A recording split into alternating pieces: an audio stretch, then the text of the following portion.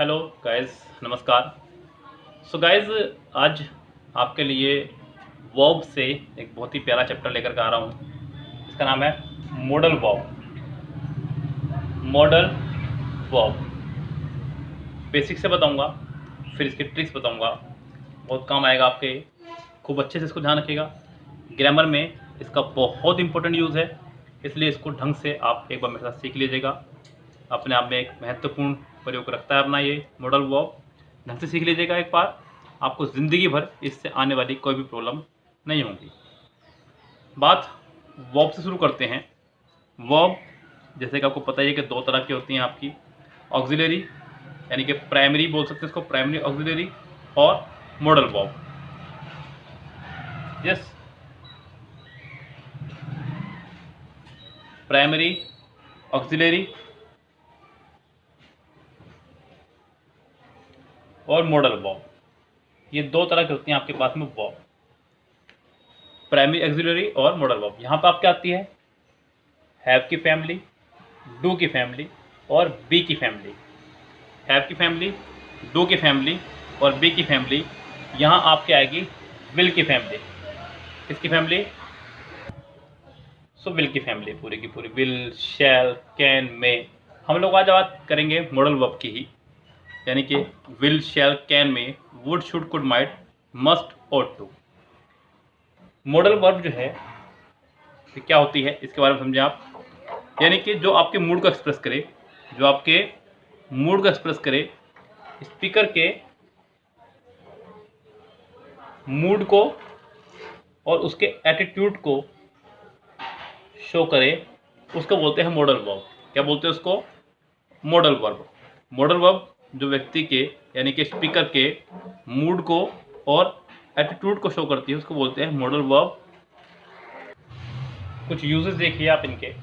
आपने कहा you should go to temple regularly, तुम्हें रोज मंदिर जाना चाहिए। आई कैन स्पीक इंग्लिश, मैं इंग्लिश बोल सकता हूँ, मैं इंग्लिश बोल सकता हूँ।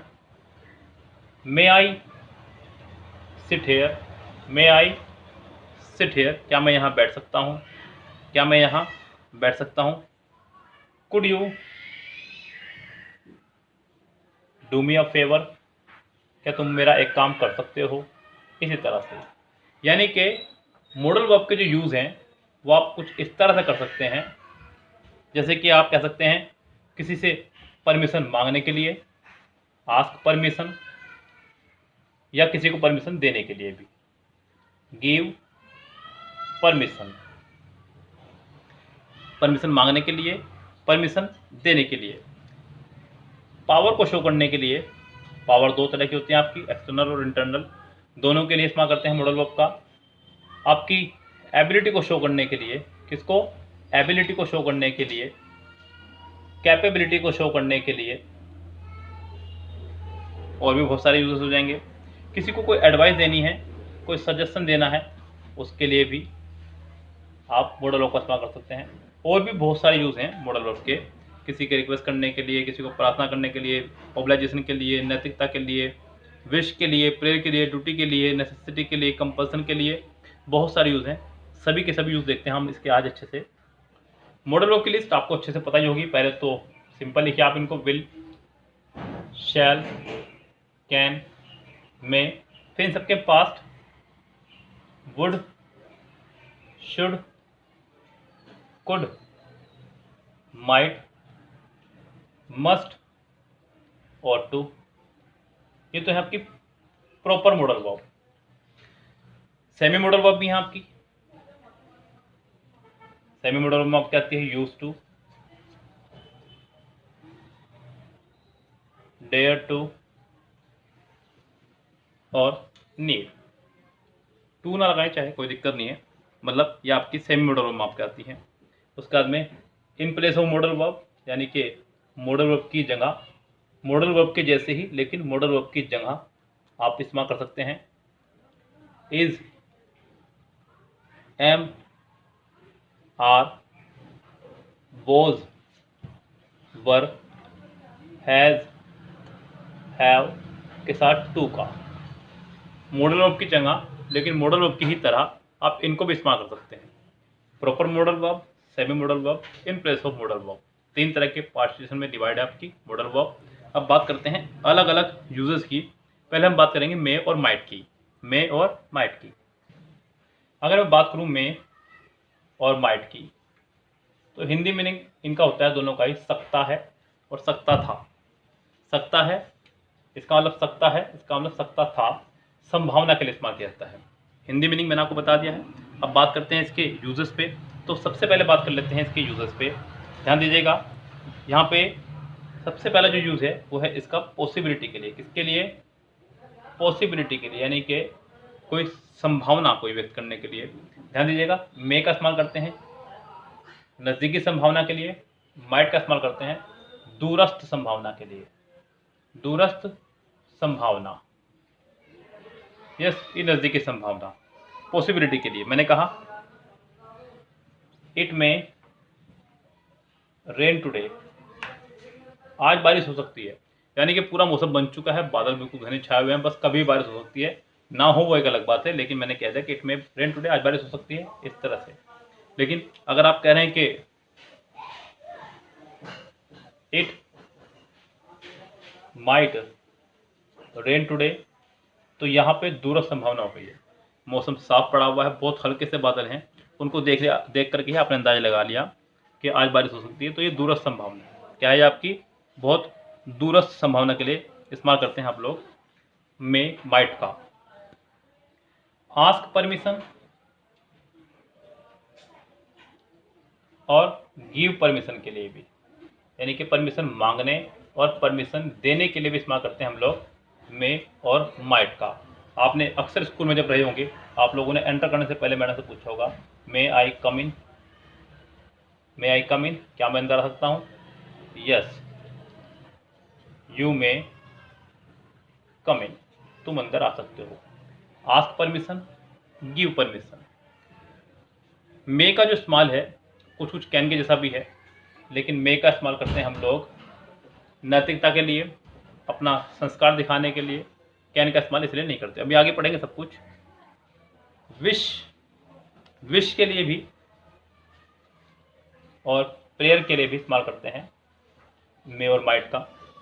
जब आप विश कर रहे हो किसी के लिए, प्रार्थना कर रहे हो, यस, तो आप उस समय भी इस्तेमाल कर सकते हैं मे और माइट का। जैसे कि आप लोगों ने ऐसा सुना होगा, may you live long, may you live long, may God grant you success, may God grant you success. इस तरह भी हम इस्तेमाल करते हैं मे का और माइट का। पर्पस, कोई पर्पस शो करने के लिए, उद्देश्य बताने के लिए। जैसे कि आपने कहा she works hard, she works hard, वह कठिन परिश्रम करती है, सो दैट शी में पास, तो वह पास हो सकती है। संभावना जताई आपने यहाँ पे, पर्पस बता रहे हैं, क्योंकि कठिन परिश्रम कर रही है तो पास हो सकती है, कठिन परिश्रम नहीं करती तो नहीं पास होगी। पर्पस को शो करने के लिए मे और माइट दोनों का इस्तेमाल करते हैं। बस माइट का इस्तेमाल करते हैं पास्ट में, किसमें? जैसे कि she came, so that she might see me. इस तरह भी आप इस्तेमाल इसका कर सकते हैं। मे और माइट के साथ, दोनों के ही साथ जब आप लोग हैव लगा दें और थर्ड फॉर्म लगा दें, तो ये अपना सेंस देगा लिया होगा, लिया होगा, शायद, शायद उसने काम कर लिया होगा। पास्ट की संभावना के लिए इस्तेमाल करते हैं may have plus third form या फिर might have plus third form. जैसे कि ही मे हैव पास्ड, शायद वह पास हो गया होगा। शायद वह पास हो गया होगा। He might have one the election. शायद वह इलेक्शन जीत गया होगा। शायद वह इलेक्शन जीत गया होगा। जब बात इस तरह करते हैं, जैसे कि मान लीजिए आपके घर से कोई मेहमान आया और वो चल दिया, आपके अब तक तो घर पहुंच चुका होगा या फिर पहुंच गया होगा, तो आप उस टाइम माइट हैव या फिर may have plus third form का ही इस्तेमाल करते हैं। इस तरह भी इसका इस्तेमाल किया जाता है। स्पीकिंग में इसका बहुत अच्छा यूज़ है। बात करते हैं कैन की और कुड की, दोनों को ही देखें। पहले बात कर लेते हैं कैन के लिए। देखिए, कैन का इस्तेमाल करते हैं पावर के लिए। किसके लिए? पावर के लिए। पावर भगवान ने हमें दो तरह की जगह भेजी है, एक्सटर्नल और इंटरनल। एक्सटर्नल और इंटरनल। एक्सटर्नल पावर वो पावर जिसको हम धरती पर आने के बाद अपने अंदर पैदा करते हैं। इंटरनल पावर गॉड गिफ्टेड है।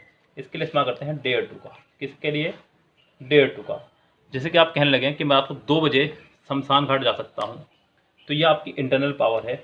इसका शरीर से, पैसे वाले होने से, मोटा होने से, कमज़ोर होने से कोई फ़र्क नहीं पड़ता। आपके अंदर अगर इंटरनल पावर है तो ठीक, नहीं तो अच्छे अच्छे लोग तगड़े रहते हैं जाने से शमशान घाट।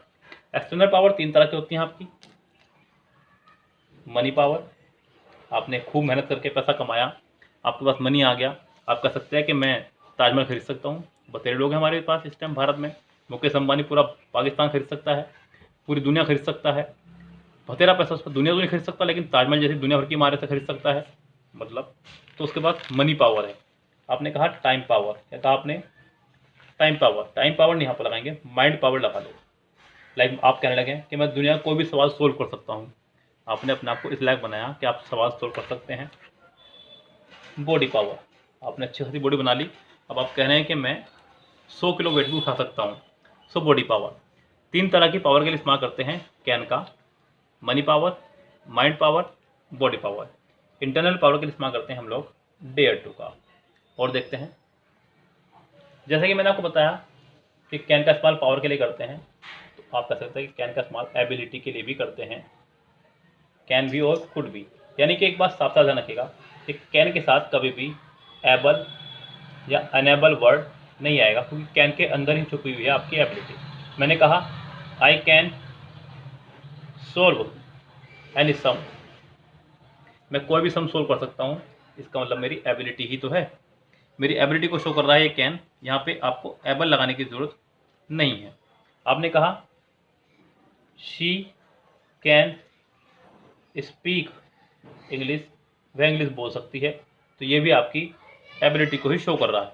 आपकी एबिलिटी को ही शो कर रहा है आपकी। उसके बाद देखिए ध्यान से, फिर से वही जो आपने कैन में करा था, आस्क परमिशन और गिव परमिशन के लिए। आस्क परमिशन और गिव परमिशन, आज्ञा मांगने और देने के लिए। आज्ञा मांगने और देने के लिए। कैन आई सिट हियर, क्या मैं यहाँ बैठ सकता हूँ? Yes you can sit here. आज्ञा मांगने और आज्ञा देने के लिए भी इस्तेमाल करते हैं कैन का। पोलाइट रिक्वेस्ट के लिए भी, विनम्र निवेदन के लिए भी। जैसे कि हमने कहा कि could you please do me a favour, क्या तुम मेरा एक काम कर सकते हो? क्या तुम मेरा एक काम कर सकते हो? इस तरह से पोलाइट रिक्वेस्ट के लिए भी इस्तेमाल कर सकते हैं हम लोग कैन और कुड का, दोनों का ही। मना करने के लिए, यस, मना करने के लिए भी आप इस्तेमाल कर सकते हैं कैन का। You can not come here. बस एक कमाल की बात याद रखना कैन नॉट के साथ में, कि कैन नॉट हमेशा इकट्ठा लिखते हैं। ये भी एक बहुत माइनर सी मिस्टेक है। इसको अपने पास रख के खूब सजो करके बात को, कैन नॉट कभी भी अलग अलग नहीं लिखते। कैन नॉट को हमेशा इकट्ठा लिखा जाता है।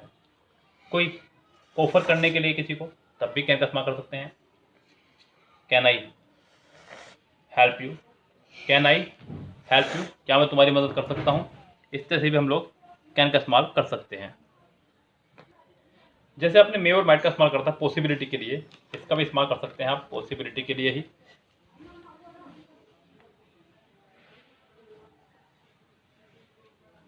पॉसिबिलिटी यानी कि संभावना के लिए। जैसे कि आपने कहा हु इज देयर, कौन है वहां। शी या फिर ही, कुड बी डैश, जो भी आप कहना चाह रहे हो।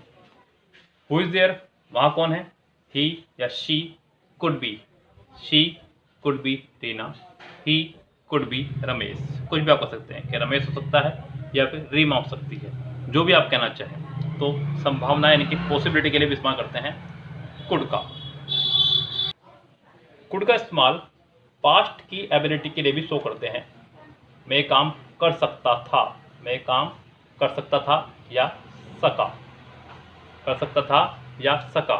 जैसे कि when I was 10 years old, 10 years old, I could swim across the river, across the river, मैं नदी को तैर के पार कर सकता था। When I was 10 years old, I could climb up the tree, मैं पेड़ पर चढ़ सकता था। तब आप इस्तेमाल करते हैं कुड का, यानी कि पास्ट की एबिलिटी को शो करने के लिए भी। सो बच्चों, आज हमने आपको पढ़ाया मे, माइट, कैन, कुड। अगले 4 मॉडल वर्ब आपको पढ़ाएंगे नेक्स्ट वीडियो में, तो जुड़ रहिएगा हमसे। और बहुत जल्दी इसका स्पोकन लेक्चर भी मैं प्रोवाइड कराऊंगा आपको कि आप स्पोकन में इसको किस तरह यूज़ कर सकते हैं। बोलते समय भी इसका बड़ा अच्छा यूज़ है। आप इसको बहुत अच्छे से यूज़ करके अपनी इंग्लिश को इम्प्रूव कर सकते हैं और सामने वाले पर इम्प्रेशन लगा सकते हैं। और कंपटीशन के लिए मैं इसका लास्ट में आपको एक रामबाण रूल बताऊंगा, जिससे आपकी सारी एरर जो है सॉल्व हो जाएंगी 1 रूल से ही। फिलहाल चलते हैं, लेते हैं आपसे विदा। Goodbye, have a nice day.